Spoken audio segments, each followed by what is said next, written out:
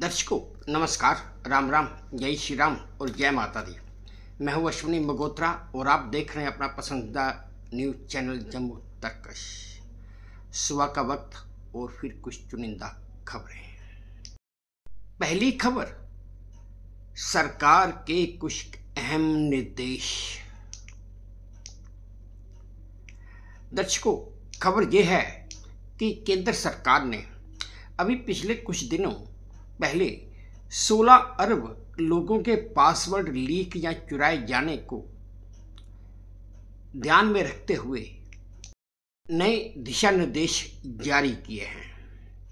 ये दिशा निर्देश भारत सरकार की इमरजेंसी कंप्यूटर रिस्पॉन्सिंग टीम ने जारी किए हैं।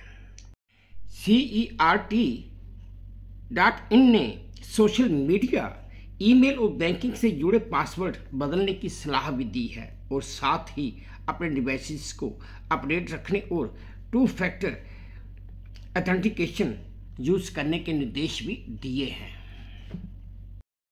ये वो सरकारी निर्देश हैं जिसका हमें हर हाल में अगर अपने आप को सुरक्षित रखना है तो पालन करना ही होगा। बढ़ते हैं अगली खबर की तरफ। रेल या कार। खबर यह है दर्शकों कि हैदराबाद से नागपल्ली और शंकरपल्ली के रेलवे ट्रैक के ऊपर एक युवती ने कार चलानी शुरू कर दी और उसकी इस हरकत की वजह से बेंगलुरु हैदराबाद ट्रैक 45 मिनट तक बाधित रहा। फिर उसे जब रेलवे के कर्मचारियों ने किसी तरह से पकड़ा तो वो युवती उनसे अभद्रता करने लगी। फिर उन कर्मचारियों ने पुलिस के द्वारा उसे गिरफ्तार कर लिया। अब उसकी जांच की जा रही है। इसका एक वीडियो भी वायरल हुआ है।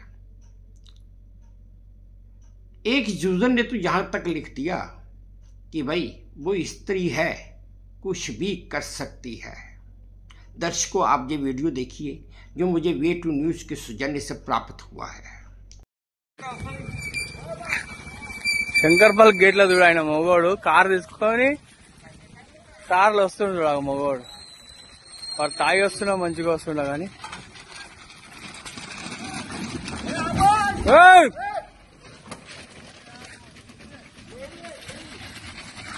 నెంబర్ ప్లేట్ ఏం లేవన్నా। अगली खबर, ISS यानी कि इंटरनेशनल स्पेस स्टेशन में भारत। दर्शकों, खबर यह है कि नासा और इसरो का संयुक्त अंतरिक्ष कार्यक्रम एक्सोम M4 सफल रहा है। कैप्टन शुभांशु शुक्ला समेत 4 अंतरिक्ष यात्रियों ने अंतर्राष्ट्रीय स्पेस स्टेशन में एंट्री कर ली है। डॉकिंग की प्रक्रिया पूरी होने के बाद और गेट खोलने के बाद ये चारों यात्री शुभांशु शुक्ला समेत ISS में गए और इसरो ने 41 साल बाद अंतरिक्ष में दोबारा प्रवेश करके इतिहास रच दिया है।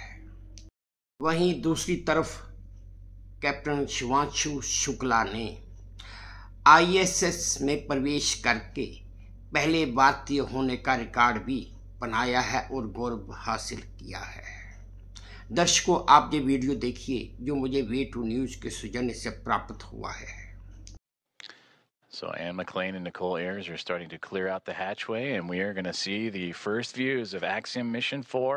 Commander Peggy Whitson, the first one across the A-Pass hatch, receiving great big hugs from Nicole Ayers and the Expedition 73 crew.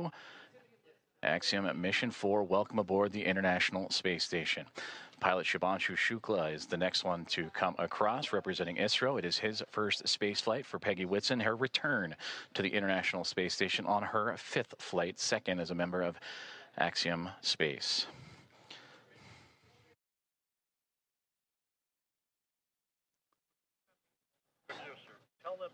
Sławomir Szymanski Wisniewski of ESA, representing the nation of Poland. And their first visit to the International Space Station is next to cross the hatchway. And warm hugs all around. And applause breaking out here inside of Mission Control Houston and International Space Station Flight Control Room. And Tibor Kapu, the fourth and final member of Axiom Mission 4, representing Hunor in the nation of Hungary, their first visit to the International Space Station as well.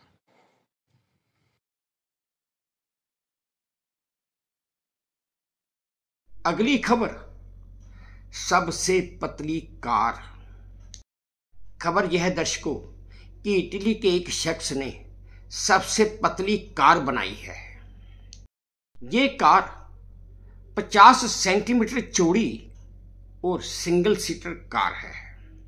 इस car को बनाने के लिए पाडा के कुछ हिस्सों का इस्तेमाल किया गया और इस कार की वरुणा में पाडा रैली में प्रदर्शित भी किया गया। पाडा नाम की ये कार फिएट मॉडल की फर्स्ट जनरेशन से आधी से भी कम आकार की कार है। अब जब ये कार मार्केट में आएगी तभी इसकी बाकी खूबियों का पता चलेगा। तो बढ़ते हैं अगली खबर की तरफ। खबर यह है दर्शकों कि कई लोगों के लिए देश से पहले मोदी हैं। खबर यह है दर्शकों कि जब से कांग्रेस सांसद शशि थरूर जो भारतीय डेलीगेशन के साथ बाहर गए थे वापस आए हैं, तब से पार्टी में उनकी जो पोजीशन है वो थोड़ी असहज हो गई है, क्योंकि उन्होंने बाहर जाकर भारत की कुछ ऐसी स्थिति बयान की जिसकी वजह से कांग्रेस पार्टी की अपनी स्थिति खराब हो गई। उन्होंने बाहर जाकर यहां तक बयान दे दिया कि भाई हमारे प्रधानमंत्री की जो नीतियां हैं वो आतंकवाद के खिलाफ जीरो टॉलरेंस वाली नीतियां हैं। बस इसी बीच कांग्रेस पार्टी के अध्यक्ष मल्लिकार्जुन खड़गे ने तंज कसते हुए एक बयान दे दिया कि कुछ लोगों के लिए भारत से पहले, देश से पहले प्रधानमंत्री नरेंद्र मोदी हैं, जबकि उन्होंने किसी का नाम नहीं लिया, लेकिन उन्होंने ये भी कहा कि हमारे लिए तो सबसे पहले देश है। बस फिर क्या था। दूसरी तरफ इसी बात के ऊपर बिना किसी का नाम लिए शशि थरूर ने भी जवाब दे दिया कि उड़ने की इजाजत मत मांगो, पंख तुम्हारे अपने हैं और आसमान किसी का भी नहीं है। अब ये तो पूरी दुनिया जानती है कि देश किसके लिए पहले था, है या रहेगा। मैं इसमें कुछ और कहना नहीं चाहता हूं। तो बढ़ते हैं अगली खबर की तरफ। आपातकाल यानी कि इमरजेंसी एक नहीं, दो नहीं, 3 बार लगी थी। दर्शकों, ये एक जानकारी भी है और एक खबर भी है। वैसे मेरी समझ के मुताबिक ये एक जानकारी है और जानकारी आप सबको मालूम होनी ही चाहिए।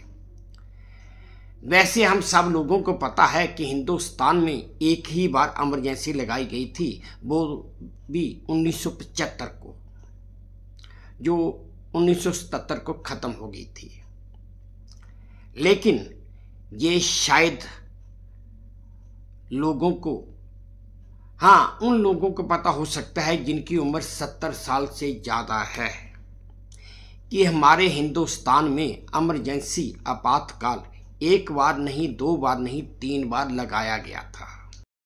पहली बार आपातकाल 1962 में लगाया गया था जब भारत और चीन का युद्ध चल रहा था, और दूसरी बार आपातकाल 1971 में लगाया गया था जब भारत पाकिस्तान का युद्ध चल रहा था, और तीसरी बार का आपातकाल 1975 में आंतरिक अस्थिरता के कारण लागू हुआ था। सबसे लंबा आपातकाल 1962 से लेकर 1967 तक चला था और जो दूसरा बहुत चर्चित आपातकाल है 1975 वाला, वो 1975 को लागू होकर 1977 तक चला था। तो बढ़ते हैं अगली खबर की तरफ। खबर यह है दर्शकों, मुस्लिम औरतें खुद ले सकती हैं तलाक। दरअसल खबर यह है दर्शकों कि तेलंगाना हाई कोर्ट ने कहा है कि मुस्लिम औरतों को खुला के जरिए बिना शर्त, बिना पति की इजाजत के तलाक लेने का पूर्ण अधिकार है और इस खुला के लिए पति की सहमति की जरूरत भी नहीं है। हाई कोर्ट के बेंच ने कहा कि खुला इस्लामी कानून है जिसमें पत्नी दहेज मेहर छोड़कर पति से तलाक ले सकती है। बेंच ने यह भी कहा कि इसका जिक्र पवित्र कुरान में भी है। बता दें कि एक महिला ने 2020 में खुला लिया था और उसके पति ने कोर्ट में चुनौती दी थी कि उसने खुला के लिए उसकी इजाजत नहीं ली थी। इस पर हाई कोर्ट बेंच की ये टिप्पणी आई है। बढ़ते हैं आज की आखिरी चुनिंदा खबर की तरफ। बंद हो गई कॉलर ट्यून। दर्शकों, जब भी हम किसी को कॉल करते थे तो काफी समय से अमिताभ बच्चन की आवाज में कॉलर ट्यून आती थी और कई लोग इस ट्यून को सुनकर बोर हो चुके थे और इसे सुनना भी नहीं चाहते थे। अभी पिछले दिनों कई लोगों ने एक सोशल मीडिया के ऊपर कुछ कमेंट भी किए थे। अब मैं खैर उन कमेंट्स के बारे में तो नहीं बात करूंगा, लेकिन इस कॉलर ट्यून ने हमें एक बहुत ही बेहद जरूरी सीख भी दी है और वो सीख ये है कि हमें कैसे साइबर अपराधों से बचना है। दरअसल ये सरकार के उस अभियान का हिस्सा था जिसे साइबर ठगों के प्रति लोगों को जागरूक करना था। इस ट्यून का और कोई उद्देश्य या मतलब था ही नहीं, लेकिन हमारे हिंदुस्तान में लोग इस ट्यून से परेशान हो गए थे। तो दर्शकों, ये थी आज की कुछ चुनिंदा खबरें जो मैंने आपके साथ साझा की। उम्मीद करता हूँ आपको पसंद आई होंगी। अगर पसंद आई हैं तो मेरी वही प्रार्थना कि प्लीज़ मेरे इस चैनल को लाइक कर दीजिए, शेयर कर दीजिए, सब्सक्राइब भी कर दीजिए और हाँ, अपने कमेंट्स मेरे कमेंट बॉक्स में ज़रूर डालिए ताकि मैं उन्हें भी ध्यान से पढ़ सकूं। बस अब इसी उम्मीद के साथ आपसे विदा लेता हूं कि आप अपना भी ध्यान रखेंगे, अपने देश का भी ध्यान रखेंगे। जय भारत और धन्यवाद।